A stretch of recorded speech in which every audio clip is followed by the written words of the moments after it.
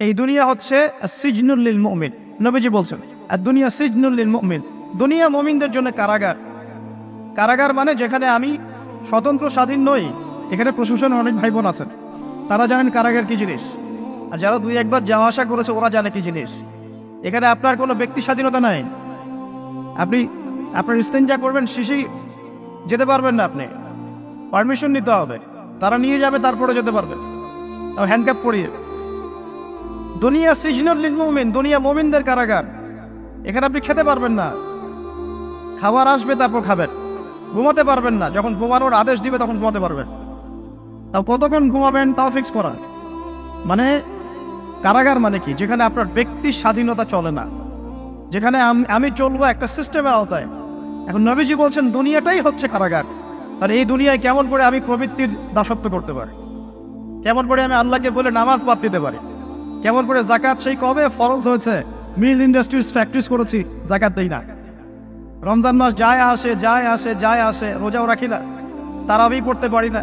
কোরআন আমার সামনে মানুষ তেলাওয়াত করে, কোরআন আবার ঘরে পড়ে আছে, শেলফের উপরে ধুলাও আছে, শেলফের উপরে কোরআন ধুলাওয়ালা, ধুলো মাখা। কোরআন পড়ার তৌফিক হয় না, নবীর হাদিসগুলো চর্চা করার তৌফিক হচ্ছে না, ইসলামিক বইপত্র পড়তে পারি না। এই কারাগারের জীবনে বসে আমি একটা মেয়ের পিছনে দৌড়াচ্ছি, মাদক খাচ্ছি, জেনা করছি, কোনো সময় ধর্ষণ করছি, কোনো সময় সুদ খাচ্ছি, ঘুষ খাচ্ছি, দুর্নীতি করছি, এই কারাগারের জীবনে বসেই, যেখানে আমার কোনো ব্যক্তি স্বাধীনতা নাই। তাহলে কারাগারের জীবনের মেয়াদ যখন শেষ হবে, যখন তাকে এখান থেকে বের করে নিয়ে আসা হবে, অর্থাৎ মৃত্যু, তখন তার সাথে কিরকম রিমান্ডে আচরণ করা হবে এটা ভালো করে বুঝে না। নবীজি বলছেন আদ-দুনিয়া সিজনুল লিল মুমিন ওয়াল জান্নাতু লিল কাফির। কাফেরদের জন্য, মুশরিকদের জন্য এই দুনিয়াটা হচ্ছে জান্নাত। জান্নাত মানে কি?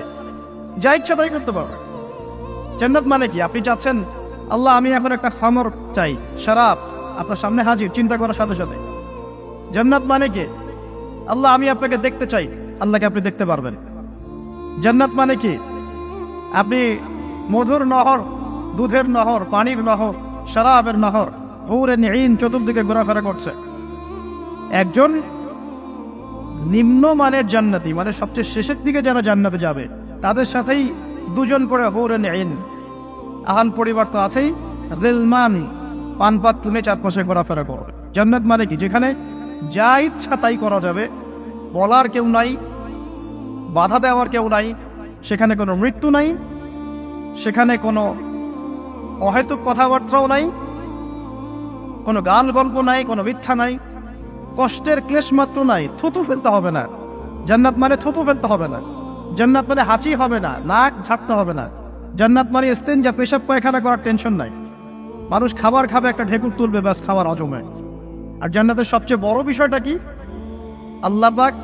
আল্লাহ পাককে আমরা এই চোখ দিয়ে দেখতে পারবো ইনশাআল্লাহ।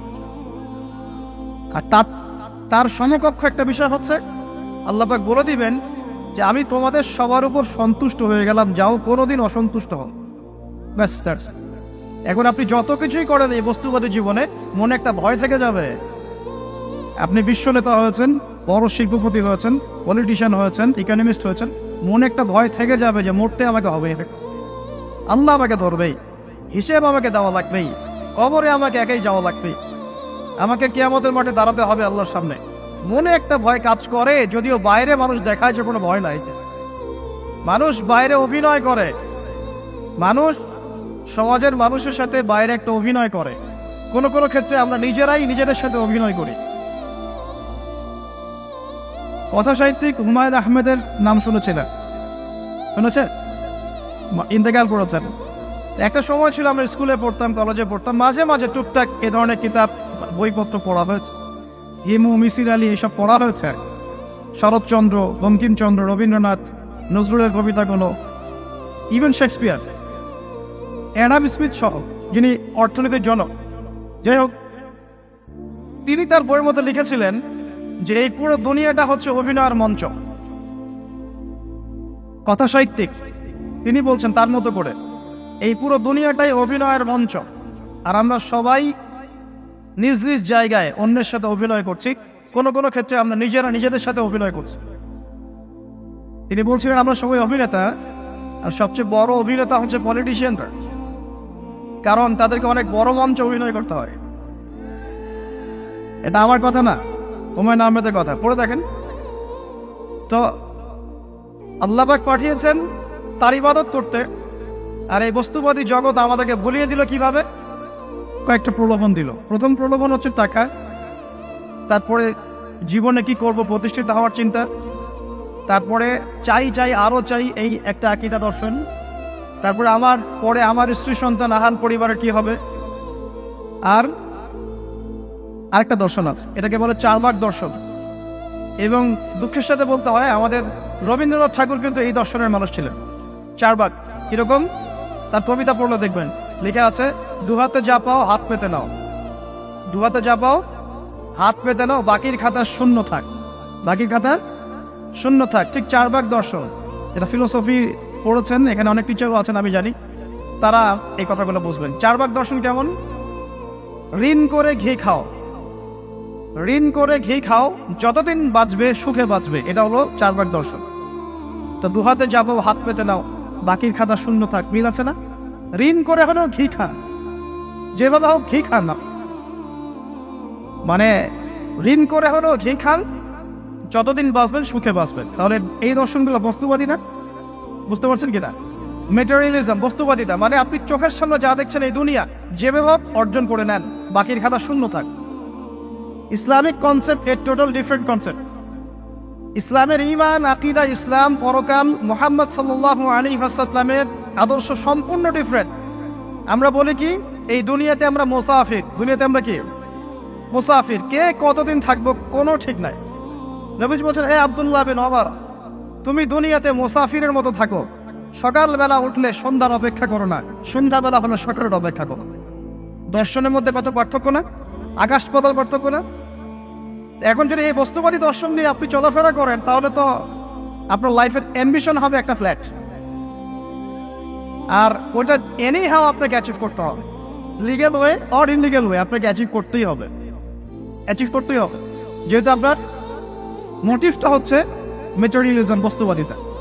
আর নবী সাল্লাল্লাহু আলাইহি ওয়াসাল্লাম কি বলছেন? সকালে ঘুম থেকে উঠলে সন্ধ্যার অপেক্ষা করো না, সন্ধ্যাবেলায় থাকলে সকালের অপেক্ষা করো না। তুমি দুনিয়াতে মুসাফিরের মতো থাকো, তোমার যতটুকুতে দুনিয়া চলে যায় এতটুকুতে সন্তুষ্ট থাকো। নবীজি বলছেন, তোমরা হাঁটবে যখন রাস্তায় চলাফেরা করবে, তোমাদের উপরের দিকে দেখবে না যে তোমাদের উপরে কারা আছে, অলওয়েজ দেখবা তোমাদের নিচে কারা আছে, তোমাদের চেয়ে খারাপ কারা আছে। এক ভাইকে আপনি দেখবেন আপনি সুস্থ, তার হাত নাই। আরেক ভাইকে দেখবেন আপনি সুস্থ, তার চোখ নাই। এক ভাইয়ের পা প্যারালাইজড হয়ে গেছে, এক ভাইয়ের বডি প্যারালাইজড, একজন হার্টের রোগী, একজন ডায়াবেটিসের রোগী। আপনি সুস্থ আছেন, অথচ ওই ব্যক্তির অনেক টাকা পয়সা আছে, আপনার নাই। এখানে কে ধনী বলেন দেখি, আপনি না সে? আপনার সুস্থতা আছে। আরেক ভাইয়ের অনেক বড় বড় ফ্ল্যাটস, কিন্তু আপনার এতটুকু নাই, ছোট্ট একটা বাসা। আপনার কষ্ট লাগে, আমারও যদি এমন হতো। ওই বাসায় গিয়ে দেখলেন যে ইন্টারনালি সে ব্যক্তি সুখে নাই, তার পরিবারে অশান্তি, তার পরিবারে হৃদ্যতা ভালোবাসার বন্ধন নাই, আপনার পরিবারে আছে। একটা রিক্সাওয়ালা সারাদিন রিক্সা চালিয়ে 400-500-1000 টাকা আর্ন করে বাসায় চলে গেল, গিয়ে বাসা আলু ভর্তা, ডিম ভাজা, ডাল দিয়ে ভাত খাচ্ছে, সুখে আছে, দিন বউয়ের সাথে গল্প করছে, চাঁদ দেখছে। আর সেই তো কবে আপনি ওয়াইফ কিনে চাঁদ দেখেছেন ঠিক নাই, আপনি টাকা অর্জন করার নেশায় বছরের পর বছর স্ত্রী থেকে দূরে আছে, দেখারই সৌভাগ্য হয়। আসলে সুখ কাকে বলে? সুখটা কি জিনিস? ঢাকাবাসীকে সুখ বোঝানো দরকার। সুখটা কি জিনিস? যখন আপনি বা আমি নিজেকেও বলছি, যখন আমরা আল্লাহকে পাবো, আল্লাহ পাকের ইবাদতের মধ্য দিয়ে, রাসূলের সুন্নতের মধ্য দিয়ে অল্পে তুষ্ট থাকতে পারবো, যা আছে এতে শুকরিয়া আদায় করবো, আপনার তো সুখী মানুষ দুনিয়াতে কেউ নাই, কেউ নাই দুনিয়া। কিন্তু বস্তুবাদিতা আপনাকে এই আকীদা আদর্শ থেকে সম্পূর্ণ ডিমোটিভেট করে দেবে। আপনাকে খালি চাই চাই আরো চাই, ওই যে দু হাতে যাবো হাত পেতে নাও, বাকির খাতা শূন্য থাকার। আমাদের দর্শন দু হাতে যাবো হাত পেতে নাও না, বরং দুনিয়াতে যতটুকু পাও এতটুকুতে সন্তুষ্ট থাকো, বাকির খাতা শূন্য থাক না, বাকির খাতা পূর্ণ হোক। মানে পরকালটা বাকির খাতা না, পরকালের বাকির খাতাটা পূর্ণ হোক। প্রয়োজনে দুনিয়ার সব চলে যায় যাক, প্রয়োজনে দুনিয়ার সব যদি চলেও যায় যাক, তারপরে বাকির খাতা কি হোক? পূর্ণ হোক। এটাই আল্লাহ রাব্বুল আলামিন সূরা আ'লার মধ্যে বলছেন, বাল তু'থিরুনাল হায়াতাদ দুনিয়া, তোমরা এই দুনিয়ার জীবনটাকেই প্রাধান্য দিয়ে থাকো, ওয়াল আখিরাতু খায়রুন ওয়া আবকা, কিন্তু আখিরাত হচ্ছে সবচেয়ে উত্তম এবং চিরস্থায়ী। তো প্রিয় ভাই এবং বোনেরা যারা আলোচনা শুনছেন, আজকে আমাদের প্রথম সবক হওয়া উচিত দুনিয়ার নেশায় আমরা না পড়ি। আল্লাহ পাক আমাদেরকে তৌফিক দান। এর মানে এই না আমরা দুনিয়ার প্রোগ্রেসে যাব না, অবশ্যই যাব, আমরা অবশ্যই যাব। পুরো ন্যাশন জাতিগতভাবেই আমাদেরকে এই ওয়ার্ল্ডের সমকক্ষ তো হতে হবে, হবে কি না? আমরা কি ওয়ার্ল্ডের সমকক্ষ হতে পেরেছে? আপনাদের কি মনে হয় যে মিলস, ইন্ডাস্ট্রিজ, ফ্যাক্টরিজ, সেতু, ফ্লাইওভার এইগুলো করলেই মনে হয় যে ওয়ার্ল্ডের সমকক্ষ হওয়া যায়? প্রত্যেক জনগণ ভিতর থেকে সুখী কিনা, তাদের অন্ন, বস্ত্র, চিকিৎসা, শিক্ষা, বাসস্থান, এই যে মৌলিক চাহিদা, বেকারত্ব ঘোচানো, 3 বেলা খাওয়া খেয়ে পরে বাঁচা, জীবনের অধিকার, সিকিউরিটি, এই জিনিসগুলো আমাদের নিশ্চিত হচ্ছে কিনা, এটা হচ্ছে আপনার উন্নতির মানদণ্ড। উন্নতির মানদণ্ড কি? আমরা এখন যেখানে আছি না, 1776 সালে অ্যাডাম স্মিথ তার চেয়ে আগের জায়গায় ছিল। 1776 সালে অ্যাডাম স্মিথ একটা বই লিখেছেন, তার নাম হচ্ছে যে দ্য ওয়েলথ অফ নেশন, এই কিভাবে একটা রাষ্ট্রের ওয়েলথ ফাংশন করে। ওই 1776 সালে তিনি যে চিন্তাগুলো করেছেন, এখন পর্যন্ত আমরা সেই চিন্তা বাস্তবায়ন করতে পারি নাই। 1776 সালের চিন্তা, কিন্তু ওই চিন্তা বাস্তবায়ন করেছে পশ্চিমারা। পশ্চিমা সভ্যতা যেটা আপনি দেখছেন দাঁড়িয়ে আছে, এই একটা বইয়ের উপর দাঁড়িয়ে আছে। যেমন একটা এক্সাম্পল দিই, আলোচনা আর কঠিন হয়ে যাবে, অন্যদিকে যাব। আমরা মনে করি যে অর্থনীতি আমরা নিয়ন্ত্রণ করব, ঠিক আছে, অর্থনীতির পুরো বিষয়গুলো আমরা নিয়ন্ত্রণ করে আমরা সমৃদ্ধি নিয়ে আসবো। আসলে বিষয়টা কি জানেন? অর্থনীতির নিজের একটা ফ্লো আছে, ও নিজেই নিজেকে নিয়ন্ত্রণ করে, এবং তার উপর একটা ইনভিজিবল হ্যান্ড থাকে, অদৃশ্য হাত, যেটা আমরা বলি আল্লাহ রাব্বুল আলামিন। আল্লাহ রাব্বুল আলামিন এই পুরো অর্থনীতিকে নিয়ন্ত্রণ করে। আমরা যখন সেটাকে ইন্টারফেয়ার করতে যাব, তখন ইকোনমি কলাপস করে যাবে। এই যে করছে কলাপস। আরো ব্যাপার আছে, শুধু ব্যবসা, অর্থনীতি, এক্সপোর্ট ইম্পোর্ট, এগুলোকে তিনি জাতির মানদণ্ড বলতেন না। তিনি বলতেন যতক্ষণ পর্যন্ত জাতির প্রত্যেক ব্যক্তির মধ্যে এথিক্স না আসবে, নীতি যতক্ষণ পর্যন্ত না আসবে, আপনি করাপশন থামাতে পারবেন না। তাই হয়েছে না? শুধু ব্যবসা না, আদর্শ কতটুকু আছে? এই যে আপনি দেখছেন বিভিন্ন জায়গায় ভেজাল খাবার খাওয়াচ্ছে, ওদেরকে টাকার অভাব আছে? ওদের টাকার কিন্তু অভাব নাই। নেম ফ্রেমের কোনো ঘাটতি আছে? এস্টাবলিশড বিজনেস, তাহলে কেন আপনাকে ভেজাল খাওয়াবে? কারণ তার মধ্যে এথিক্স নাই, নীতি নাই। এই জন্য জাতির প্রত্যেক সদস্যকে, মানে প্রত্যেক জনগণের প্রত্যেককেই আগে নীতিগত শিক্ষা দেওয়া উচিত। আর এই কাজটাই করে ইসলাম। এই এথিক্স এবং নীতি শেখায় কে? ইসলাম। ইসলামের চেয়ে সার্বজনীনভাবে এবং যুগোপযোগীভাবে কেউ এথিক্স শেখাতে পারবে না। কাগজে কলমে অনেকে অনেক কথা বলতে পারে, প্র্যাকটিক্যালি শেখাবে কে? ইসলাম। এখন বলতে পারেন তাহলে মুসলিমদের মধ্যে দুর্নীতি কেন, মুসলিমদের মধ্যে কেন এই সমস্যাগুলো হয়? উত্তর একটাই, ওই যে স্যার বলে গেলেন, আমি বিভিন্ন ওয়াজে যে এক এক জায়গায় এক এক কথা বলে। উত্তরটা কি? উত্তরটা হচ্ছে যে কোরআন এবং সুন্নাহর সঠিক যে শিক্ষাটা আছে, এই শিক্ষাটা আমরা অনেকেই বাস্তবায়ন করতে পারছি না। এটা আমাদের ব্যর্থতা। এটা কাদের ব্যর্থতা? এটা আমাদের ব্যর্থতা। এখানে আমাদের ব্যক্তি স্বার্থ থাকতে পারে, এখানে আমার জ্ঞানের স্বল্পতা থাকতে পারে, আমার ভিতরে অহংকার থাকতে পারে, বা আমি অল্প শিক্ষিত হতে পারি, এবং এমন হতে পারে আমার জ্ঞানটা যুগোপযোগী না। ইসলামিক জ্ঞান আমার মধ্যে আছে, কিন্তু কিভাবে এই জ্ঞান দিয়ে ওয়ার্ল্ডকে ডিল করবো, এই জ্ঞানটা আমার মধ্যে নাই। এই কারণে আমরা হয়তোবা ইসলাম, কোরআন সুন্নাহ হাতে থাকার পরেও এই সমস্যাগুলো ফেস করছি। প্রথম সমস্যা হচ্ছে বস্তুবাদিতা। আল্লাহ পাক আমাদের সবাইকে, যারা আলোচনা শুনছি, দুনিয়ার প্রেমিক হওয়া থেকে বাঁচাক বলি আমি।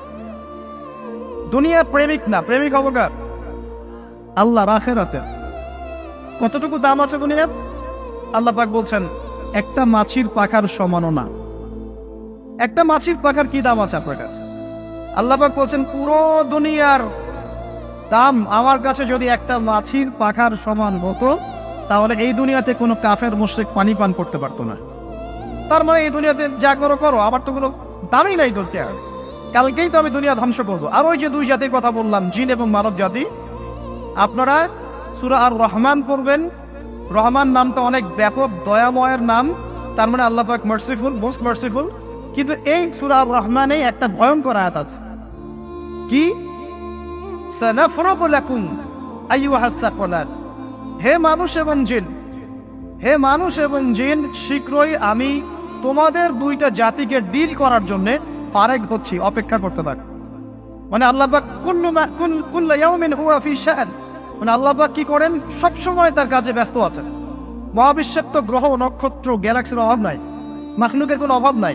আল্লাহ পাক প্রত্যেকটা মুহূর্তেই তার কাজে ব্যস্ত আছে, তার কাজে শানে ব্যস্ত আছে। কিন্তু এই ব্যস্ততা থেকে ফারেক হবেন কাদের জন্য? মানুষ আর জিনের জন্য। সুবহানাল্লাহ, মানুষ আর জিনের জন্য। আল্লাহ পাক বলেন সানাফরুগু লাকুম আইয়ুহাস সাকলান, দাঁড়াও, দুনিয়ার মধ্যে এইসব করে বেড়াচ্ছ, তোমাদের দুই জাতির জন্য আমি অচিরে ফারেক হব ইনশাআল্লাহ। ওইটাই হলো কিয়ামতের দিন। যদি ওই দিনটা আমরা মাথায় রেখে চলি, ইনশাআল্লাহ আমরা কেউ বস্তুবাদী হব না ইনশাআল্লাহ। আল্লাহ পাক আমাদের সবাইকে দুনিয়া মুসাফিরের মতো থাকার তৌফিক দান।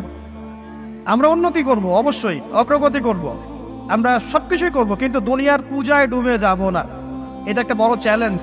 মানে মধ্যমপন্থী থাকতে হবে, না একদম গোলানো মার্কা আর না চরমপন্থী, মাঝামাঝি থাকার চেষ্টা করতে হবে। আল্লাহ তৌফিক দান। ঢাকাবাসীর জন্য এর চেয়ে বড় কোনো নসিহত হতে পারে না। আর ঢাকার মতো যত মানে সিটিজ, মেগা সিটিজ আছে সারা ওয়ার্ল্ডে, তাদের জন্য এটাই প্রথম নসিহত, বস্তুবাদিতা ত্যাগ করতে হবে, বস্তুবাদিতা।